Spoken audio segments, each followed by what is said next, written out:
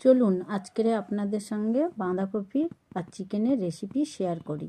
আমি চিকেনগুলোকে এইভাবে ছোট্ট করে কেটে নিয়েছি, তারপরে মিক্সিতে পেস্ট করে নিলাম।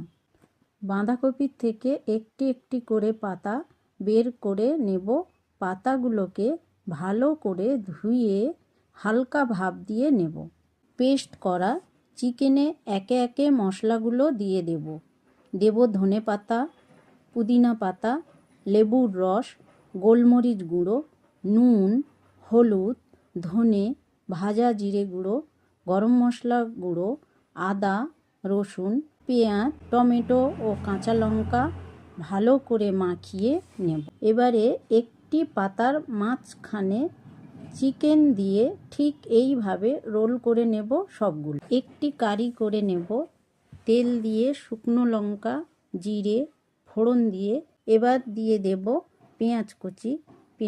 একটু ভাজা হলে দেব রসুন, আদা ও টমেটো। ভালো করে ভেজে নিয়ে দেব গুঁড়ো মশলা, জিরে, ধনে, হলুদ, নুন, কাশ্মীরি লঙ্কা গুঁড়ো, গরম মশলা গুঁড়ো ও টমেটো কেচাপ। ভালোভাবে কষিয়ে নিয়ে একটু গরম জল দিয়ে 2 থেকে 3 মিনিট ফুটিয়ে নিলে হয়ে গেল কারি। এবারে কড়াইতে এইভাবে একটি একটি করে রোলগুলো সাজিয়ে দিয়ে উপর থেকে কারি দিয়ে 12 মিনিট ঢাকা দিয়ে উপর থেকে ধনেপাতা, লঙ্কা, লেবুর রস দিয়ে দিলে হয়ে গেল চিকেন বাঁধাকপি রোল কারি।